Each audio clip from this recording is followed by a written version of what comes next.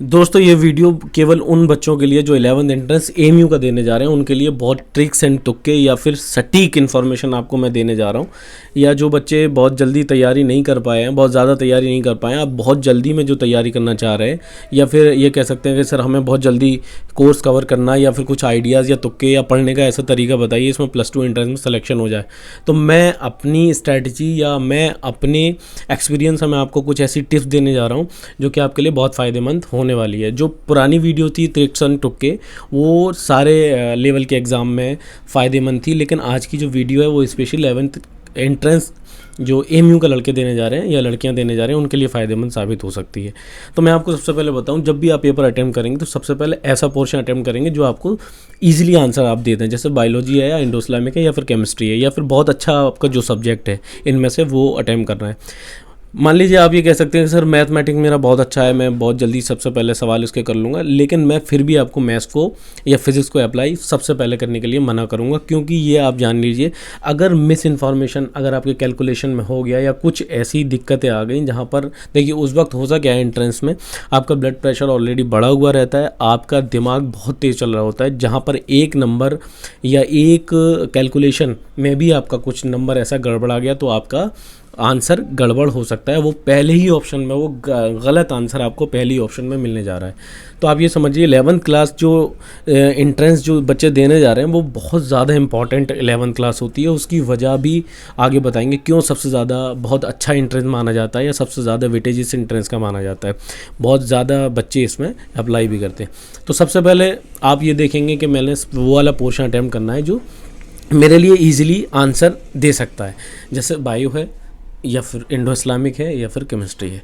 दूसरे नंबर पे अगर हम बात करेंगे, मैंने जो अपनी लेवल पे स्टडी की है या मैंने जो अपने लेवल पे एक्सपीरियंस देखा है या मैंने जो भी बच्चों को पढ़ाया है, तो मैंने ये देखा है 11th एंट्रेंस के जो भी क्वेश्चन होते हैं उसमें ज़्यादातर जो फिज़िक्स है, केमिस्ट्री है, बायो है, इनमें कभी कभी ऐसे ऑप्शन आते हैं बहुत A and B and all of the above.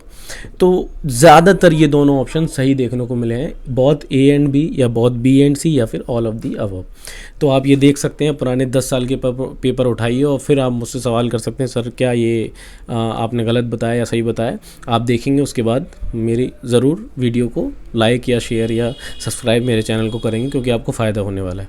उसके बाद आप ये देखेंगे वो पोर्शन आपको सबसे पहले नहीं करना है। देखिए होता क्या है, आमतौर से बच्चे जब सबसे पहले क्वेश्चन पेपर खोलते हैं तो उनको शुरू के जो क्वेश्चन होते हैं बहुत हार्ड लगते हैं। ये बहुत एग्जामिनर की चाल होती है, तो उसमें घबराना नहीं है। उसमें ऐसा नहीं करना कि सर पहला भी क्वेश्चन हमारा गलत हो गया था, दूसरा भी, तीसरा भी नहीं आता था, चौथा भी नहीं आता, तो ऐसा नहीं है। अगले पेज पे जाइए, आपके ऑप्शन या क्वेश्चन आपके लगने वाले हैं। ऐसा नहीं है, कुछ टीचर होते हैं या कुछ एग्ज़ाम ऐसे होते हैं जिसमें ये स्ट्रेटजी अपनाई जाती है।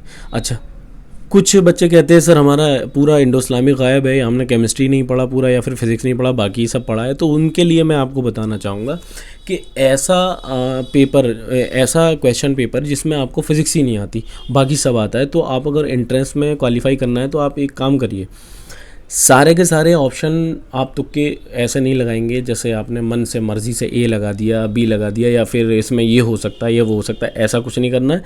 एक ही ऑप्शन आपको चूज़ करना है, या तो बी या सी या डी या ए। अब ये आप एग्जामिन करेंगे उस पेपर को, पुराने 10 साल के पेपर को उठा के कि मोस्टली ऑप्शन ए आता है या बी आता है या सी आता है या डी।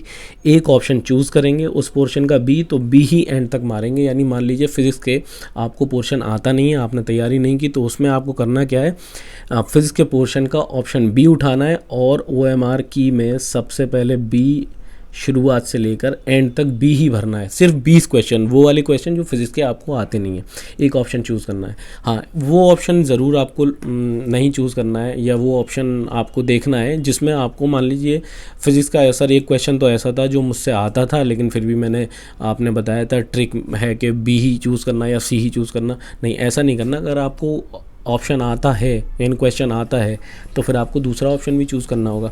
हाँ, एक और आपको देखना पड़ेगा, एक और आपको मतलब देखना पड़ेगा इसमें ये कि अगर ऑप्शन आपको बी मिला है और सी भी मिल रहा है और 2 ऑप्शन आपने कैंसिल कर दिया। एक क्वेश्चन के 2 ऑप्शन आप कैंसिल कर चुके हैं और 2 ऑप्शन में आपकी कशमकश चल रही है। तो ऐसे क्वेश्चन को बहुत आपको समझदारी से अटेम्प्ट करना ही है, छोड़ना नहीं है।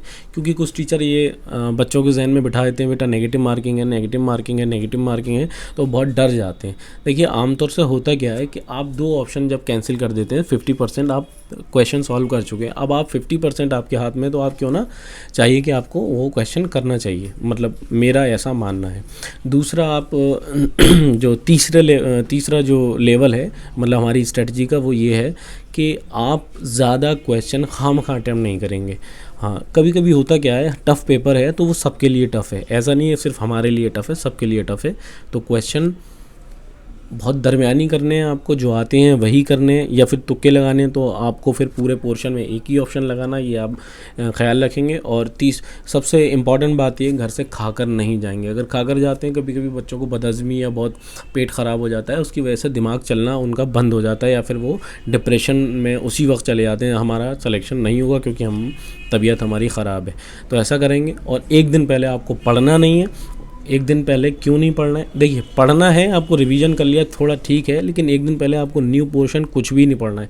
बल्कि मैं तो ये कहूँगा 8 दिन पहले तक आपको अपना कोर्स जो भी था वो ख़त्म कर लेना है और नया क्वेश्चन की तैयारी करनी है। जो क्वेश्चन पेपर है उसमें सिर्फ क्वेश्चन पेपर ही लगाने हैं। ठीक है, इतनी बात आपकी समझ में आ गई। नेक्स्ट जो मैं बताने जा रहा हूँ वो ये कि आपको OMR की बहुत अच्छे से भरनी है। अगर ये OMR की आपकी गलत भर गई तो आपका कोई भी सानी नहीं है कि कितना भी बहुत अच्छा पेपर आप कर लें, अगर कंप्यूटर ने आपका OMR की फ़ेल कर दिया देन फेल है। ठीक है, इतनी बात आपके समझ में आ रही होगी। इसके अलावा आपको क्या करना होगा वो मैं बताऊँगा।